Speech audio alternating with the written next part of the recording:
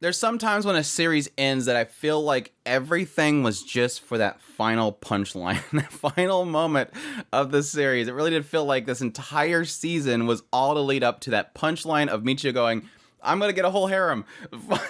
and, then, and then montage of buying a million girls. Okay, I guess we could have waited till the very end of the show. No, I was actually surprised by episode 12 of Harem and Labyrinth in Another World. I really wasn't expecting us to get to Sherry's scene. I was really assuming that would be something that was going to be kept for an OVA or something like that, but boldly enough, they decided to jump right into Sherry's whole thing. But solid episode. I think, again, this is what I was kind of waiting for. And that's the huge disappointment about the entire season of this show is this is what I wanted. Like, when I seen the title Harem and Labyrinth in Another World, I seen the cover, I seen all the characters. This was what I wanted. The harem. And I think that's the disappointing thing, is having Roxanne for so long being the only character with Meikyuu, we never got to see any sort of chemistry. But what we seen in this episode and towards the later part of this episode was that chemistry.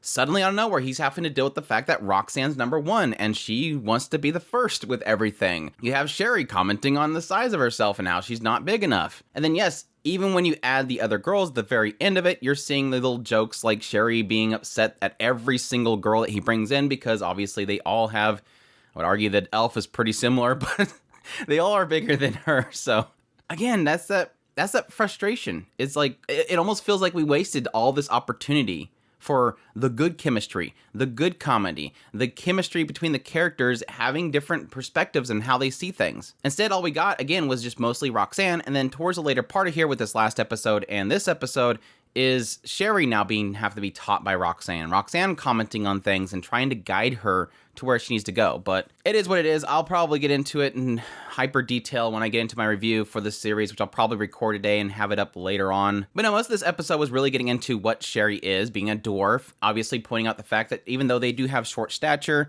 they're very strong. So obviously when they go to get a weapon, a maul specifically, she gets this big, gigantic, I don't know, Flintstone Bam Bam club.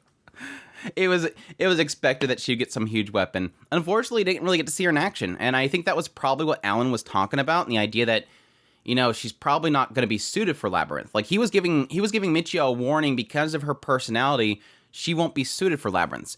And I think that's what we kind of get.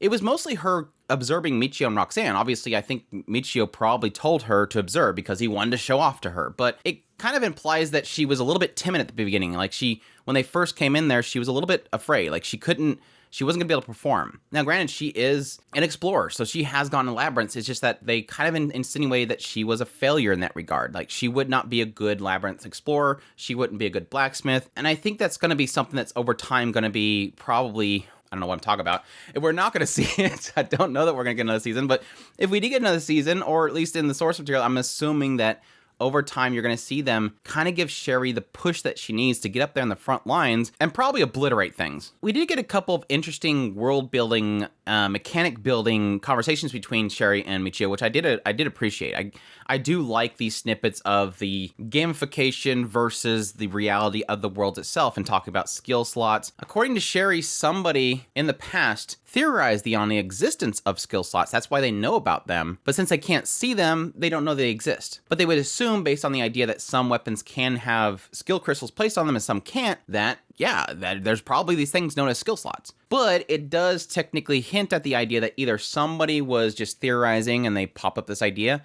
or the possibility of somebody else in the past having been isekai'd into this world and they seen the skill slots too. Which just technically does play into the other conversation they have, which Meikyuu asks Sherry, do you know if adventurers exist? Do you know about adventurer job? And she's like, yeah, there was one person, and that was the Emperor. The Emperor was known for having this very legendary job, which was adventurer. So again, it plays in this idea that possibly the Emperor was somebody that was also isekai'd, and obviously probably using their their unique skills they got in isekai probably to become an emperor. But I guess we got a little bit of a possibility for what Meikyuu can be. Here's somebody in the past that was probably isekai'd. They were an adventurer. They may even brought up the idea of the skill slots. They became emperor, and then now Meikyuu could rise to become an emperor too. We had some goofy interactions between Sherry and Roxanne, one being like, It's difficult to find armor for Sherry because obviously how small she is. And so Roxanne's over there like trying to ease her mind that these aren't really necessary for fighting in the labyrinth. So it's okay. Yeah. Thanks for showing it off. We covered all the usuals with Sherry, including the aspect that he's leveling really quickly. And now apparently he's level 33, which is all according to his 100 times skill. It was a little bit surprised to find out that he never explained to Roxanne the whole thing behind his weapon. Sherry's like, why did we go to the labyrinth after we started cooking and setting up the bath? Oh, well, I have to recover my No, Roxanne first says, oh, that's because he wants to relieve some stress, probably. And it's like, no, it's the sword. It was never about relieving stress. So I'm like, yeah, I guess I don't recall Meikyuu ever explaining that to Roxanne. I mean, he does technically go out of his way to attack things without her after doing things, but I guess he never explained that to her. We have a meal, and this is where we, again, get that first impressions that Roxanne does not like. Or at least it seems like she doesn't like the idea of Sherry ever being placed first. She is number one. She is the first one. So whenever he thinks about, giving Sherry something, oh, well, she cooked this, so obviously Sherry should have the first bowl. Roxanne is not too happy. It doesn't seem like she's too happy.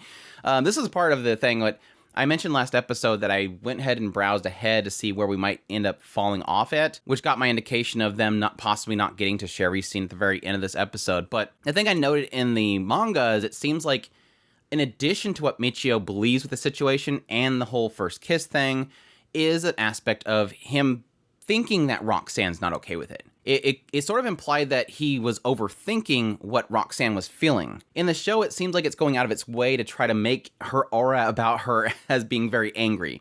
Roxanne's not happy about Sherry having first on anything, whereas again, in the manga, it seemed to imply that Meikyuu himself was seeing that. He believed that he was imagining that she was angry. Not that she was visibly angry. Probably both. It's probably both. Probably that she is upset, but at the same time, he's probably overthinking it. Because yeah, she technically does make a sound when it comes to the whole idea of her getting the first kiss to go to bed. Again, this is fun chemistry. We finally have this fun chemistry. It's such a goofy conversation, but it makes sense. Roxanne's upset. She's always first. Like, this is an honor that she earned, and to have this Sherry girl step into her territory and take her first kisses and the first bowl upsets her. But yeah, we have the bath scene, more emphasis on Sherry feeling like she's inadequate, having the whole body rub thing. And yes, we had a conversation, I don't know if it was here or before then, that yeah, every race seems to have a unique skill. Wolfkin, obviously, Beast Warrior job. Dwarves having the blacksmith job. And yes, apparently humans, Ecchi Maniac. I don't want to say the other word because obviously YouTube. The Ecchi Mechanic, it's probably going to be this.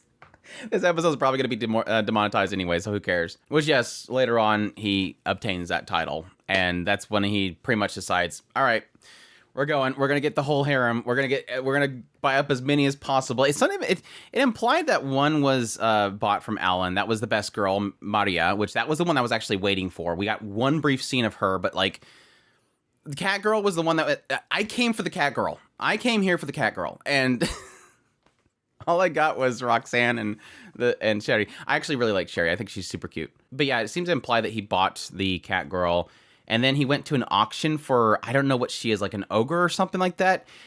Her size changed a lot. Like, she was super tall, and in one shot she had like pretty large size, and then this other shot it was like massive, and this was massive. It was like, okay, interesting. I'm guessing she can change her size, or they just didn't want to keep the art style consistent and they want to over exaggerate in other shots. And then yes, the elf girl, it seemed to imply that he went to some guy and he said, can you please take her? And that was that. I don't know. My assumption is that she's some sort of elf princess and her kingdom has fallen, and so the prince is like, to save her from being executed like everybody else, take her. I'm going to assume that's going to probably be the situation there.